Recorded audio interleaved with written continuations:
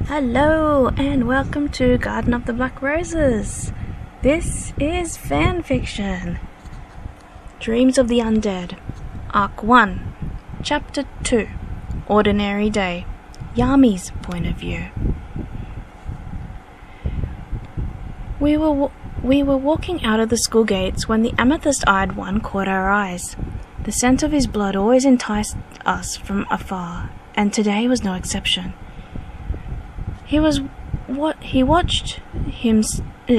watched him standing alone while his friends, waiting for his friends as per his usual Friday afternoon routine. He looked around too. I think he sensed our presence. I should explain who we are. I'm Yami Senin. My partner / lover / mate / whatever you want to call him is Atemu Senin. To put it simply, we're vampires. We aren't your ordinary run-of-the-mill vampires, so we are able to walk in the daylight. But what we are is a secret for now. Atemu and I have been together for 5,000 years and have been married for the majority of it. When we were humans, we had a little slave who loved us with all his heart. After we were turned, he committed suicide in fear of what we became. We had bitten him in our blood-blind state, and when we awoke, he had already slit his wrists and bled out on the floor. We had been searching for his reincarnated soul for a very long time. We go to high school in various countries over the years in search of his maturing soul. Back to the amethyst-eyed one. The scent of his blood entices us in more ways than one. It carries a divine note that usually only angels carry. We figure it is his innocence that allows him to have such a note in his blood. He will more than likely lose it when he loses his virginity. Then there is notes of strawberries and lilacs. Hints at his blood will taste very sweet to us, like a dessert.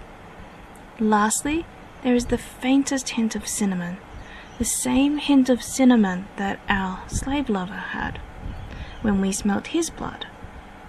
We won't know for sure until we bite him whether he is him or not. Our little slave lover had the sweetest tasting blood. It was almost like having a piece of fruit. It was refreshing and fulfilling at the same time. But I'm fantasizing a bit too much. Atemu is trying to get my attention. It seems our amethyst-eyed one has caught us staring at him, and he looks hurt. I wonder why. Don't look now. We could hear the dark brown-haired one easily. The Senin partners are staring at us. It seems we're infamous for being married. Not that Atemu and I really care about that. I wonder what got their attention. Yugi gulped. Something about the dark brown-haired one's comment sparked that reaction. I wonder what it could be. It would be nice if he had some sort of attraction to us. It would make biting him easier. Unless you want something. The blonde American one yelled at us. Leave. We glared at him. It was not nice to tell us to stop watching our prey. Not that a human would really know what that was what we had in mind. It's not nice to stare. We left the group alone, a slight smile forming on our lips. Tonight, we'll capture our prey.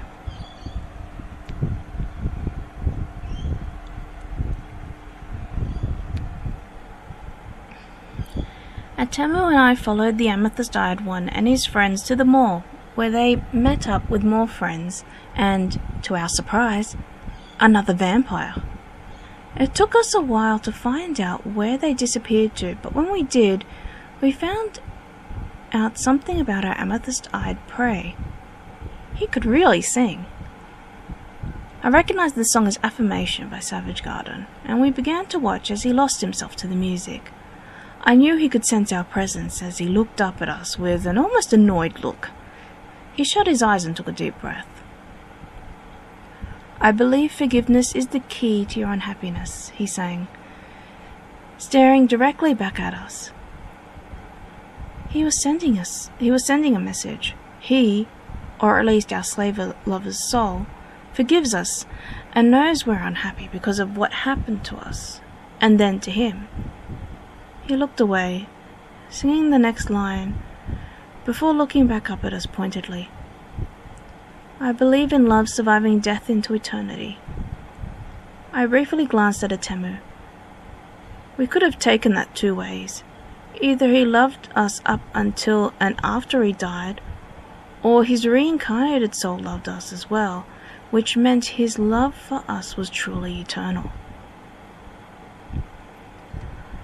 I believe you don't know what you've got until you say goodbye.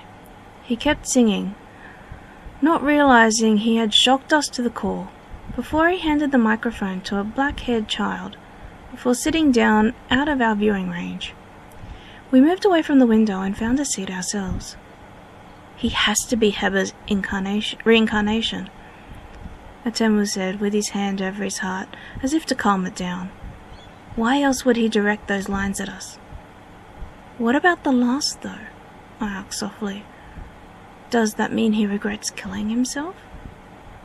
Possibly, Atemu replied. We'll have to ask him when we capture him.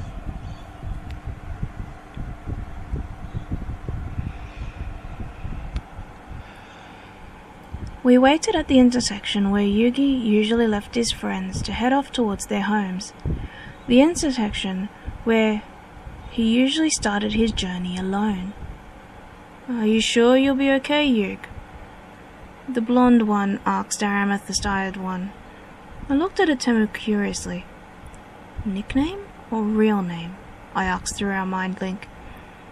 It's an odd name for it to be real. I'll be okay, our amethyst-eyed one replied with a smile. He looked so innocent and naive to what was about to happen to him, that it almost made me feel guilty. Call us if you need us, okay, Yugi? The girl insisted, taking his hands in hers. I don't want to hear from your grandpa that you were molested on the way home. Yugi sounds more like a full name, Atemu replied with a fanged smile. Works well for him. True, I replied, giving him my own fanged smile. Yugi means game after all, just like Heba meant game. All the more likely he is our reincarnated Heba. Our amethyst-eyed one, Yugi, waved goodbye to his friends and headed home alone. We followed carefully, watching him as he began to hum softly to himself. I almost froze in my tracks when I heard it. Yami. Atemu's voice sounded shaken. That tune. Yes. I swooped at Yugi, frightening him. We must act quickly. I think Heba's soul is close to the surface. We both heard Yugi give an unmanly scream before breaking into a run.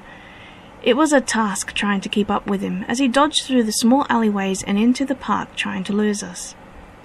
Do you think he knows it is us? Atemu asked quietly. I didn't answer as I flew down to trap Yugi after he fell to the ground. You scared him to death. I did not, I retorted angrily before looking back down. Oh, I did too. Picking up Yugi's limp body, I turned to Atemu. Shall we? Of course. Atemu took to the sky. I followed more carefully with our precious bundle in my arms. Yami? Try not to scare him again when he wakes up. Atemu raised an eyebrow at me. The last thing we need is for his reincarnated self to be closer to the surface than Heba's soul.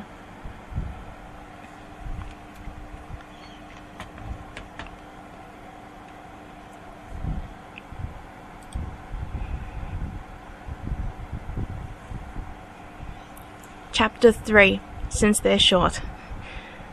The Mansion. So, Chapter 3, The Mansion. Yugi awoke to a dark room. His arms felt heavy, and 2 warm bodies laid either side of his.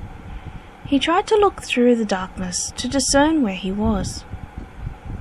"You're awake," a baritone voice said softly from his left side. It was strangely familiar to Yugi, but he couldn't quite put his finger on it. "We have a proposition for you," an even deeper baritone voice said from his right. "You can either live as our donator or die." "I don't understand," Yugi said, his voice sounding braver than he felt. "What is a donator, and why do I have to die if I decide not to?" "Because you saw our original forms," the softer baritone voice replied.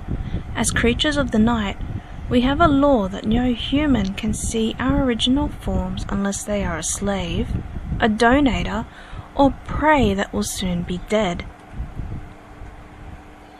"And you didn't offer me the slave position because?" Yugi asked curiously. Something about these 2 voices made him feel not as afraid as he thought he should be. There was a pause before a deeper baritone voice responded. "We're in love with you, Yugi. As vampires, we can't get close to you unless you are a donator." That gave Yugi some food for thought. "So this is more of a case of if we can't have you, no one can." He sighed. "I really don't want to die." "Then you'll be our donator?" the lighter baritone asked, a little too quickly and eagerly for Yugi's comfort. "It will be worth it." Yugi gave a small, reluctant nod. "As long as I can still do what I normally do, no point in being alive if I can't live." "Of course," the voices said in unison. Yugi felt the weight on his right move. The weight on his left shifted to lay on top of him. A gentle arm wrapped securely around his waist. A hand cupped his head and tilted it to the right to expose the left side of his neck. Yugi gasped as sharp fangs. He gasped faintly as sharp fangs pierced the skin, and felt oddly calm as the sensation of his blood being drawn out took over his body. After a moment, the fangs withdrew, and a note of pleasure was heard. "I can taste it in your blood. You're in love with 2 beings already. I wonder if my partner will be able to see what those feelings are connected to when he takes his fill." Yugi felt him lick the wounds to seal them shut. "Offer me your wrist."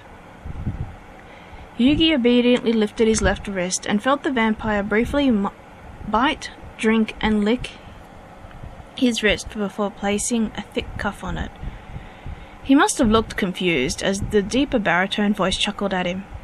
"As our donator, we choose 2 points of access to mark you to ward off other vampires. Think of it like scent marking that animals do." The one on his chest moved away, and the other laid down, as Yugi, doing the mirror of what the first did, biting the right side of his neck and his right wrist. Another thick cuff was placed around his wrist and a collar around his neck. "Interesting. Do you want to confess? Or do you want me to tell all?" "Confess to what?" Yugi asked curiously, as he ran his fingers over the collar thoughtfully. "I don't spill my thoughts to people I don't know." "Yet I can see it in your blood," the deeper baritone voice said. His voice sounded like he was smirking. "My partner has already said he can taste that you hold 2 close to your heart, and I have a vision of the 2. Yugi sighed. "I don't have a choice, do I?" "Not in this, Uncle," the deeper voice said, causing Yugi to jump in surprise. "This is for your benefit as well as ours. that you say it rather than I. Uncle, Yugi whispered. Atemu, is that you? He sighed and said in a louder voice, It's been a long time since you called me that. He closed his eyes. I fell in love with you when you started using that name. More so when Yami joined you and called me Aibo. What happened to make you two draw away from me? Candles flared to life, revealing the two senins looking down at Yugi, their lips coated in a faint red from Yugi's blood that they had drunk moments ago. They were denied the glance of his large amethyst eyes, while waiting patiently until Yugi continued to speak. I didn't want to burden both of you with my feelings, as I can't be with either of you. A tear slipped down his cheek. You have each other. You wouldn't want me. What makes you say that, Aibo? Yami asked, causing Yugi to almost jump out of his skin. His eyes flew open to stare up at the two crimson-eyed men leaning over him. No one wants someone like me. Yugi closed his eyes again to get away from the stares of the two. I'm weak. I cry and get hurt so easily. I rely on people to rescue me. I'm a burden on everyone who's near me.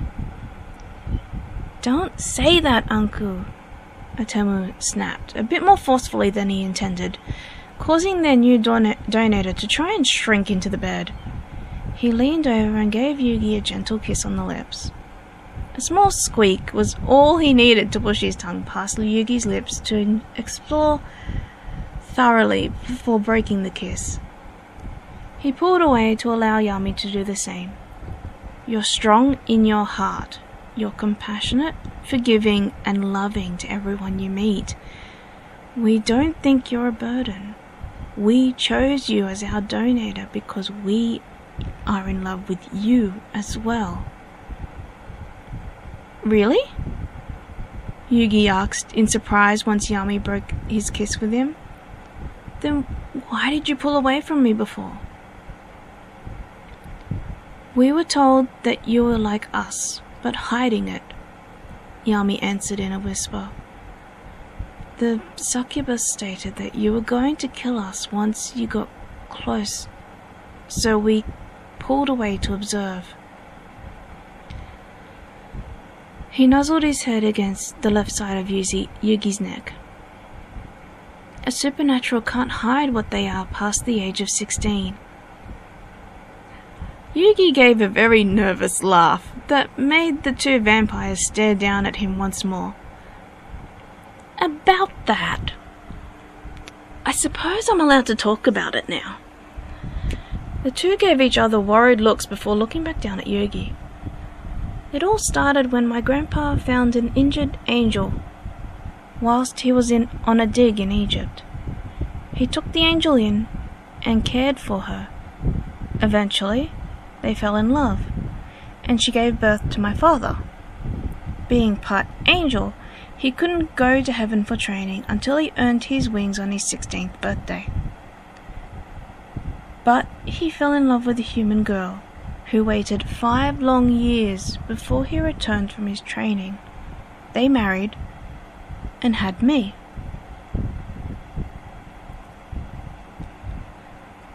So you're a quarter angel blood? Atemu asked, trying to confirm what Yugi was saying. The youngest of the three nodded. But you turned 16 and nothing happened? Dad said that because of my quarter blood, I might get my wings late. Yugi paused, noticing the worried looks on the vampires' faces. Or I might not get them at all. He sighed. If that is the case, all I will have is the slight divine aura that caused you, he glanced at Atemu, to call me Anku in the first place. Dad said I wasn't allowed to tell anyone this until my 16th, just in case, 'cause dark creatures can decide to bypass the holy aspect. Bypass the holy aspect? Yami sounded confused. Yugi nodded. Part angels are rare because up until they are 16, they are vulnerable to the effects of the dark. For example, in the case of you two, had you bitten me before I turned 16 and received my wings, the holy aspect that normally burns and kills dark creatures when they touch a light creature is negated when you touch me. It doesn't translate to other light creatures though. So we would be immune to your light? Yami asked.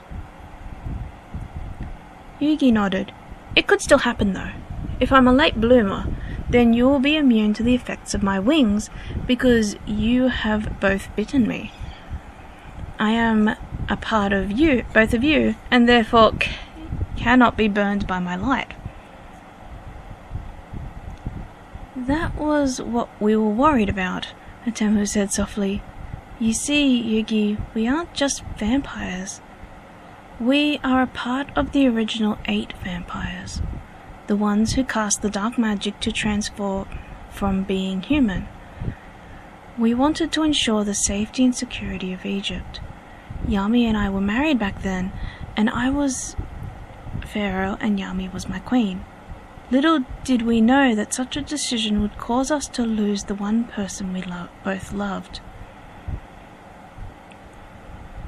Yugi began to hum softly the ancient Egyptian tune he remembered. Me. Correct. Yami took over when Atemu became too teary to respond. You were called Heba, our personal servant and lover. We always enjoyed listening to you play your flute in the evenings, but one evening, after we performed the ceremony, we became hazed with bloodlust and attacked you. You survived, but only long enough to show us that you had become too afraid to be near us. Near us. I don't know how my... Near us. Atemu choked before gathering his emotions and holding them tight. We tried to get you to become more comfortable around us, but in the end you committed suicide with Yami's sai stabbed through your left wrist and my dagger through your right. You waited 5,000 years to find my soul again, to bring it back to your side? Yugi asked softly. He was amazed at the dedication these two vampires had towards his past self. Am I truly the same soul? That tune, the scent of your blood minus the divine undertones, your appearance, leads us to believe so, Yami replied with a smile. He snuggled down against Yugi's left side, effectively trapping his arm once more. And now that we have you, we aren't letting go. Atemu copied Yami, but on Yugi's right side. Not now, not ever.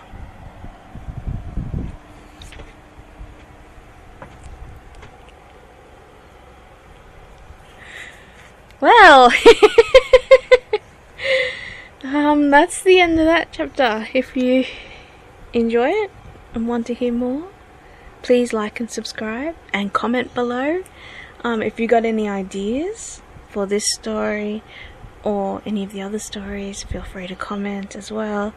Yeah, as always, let your imagination grow wild. Bye for now.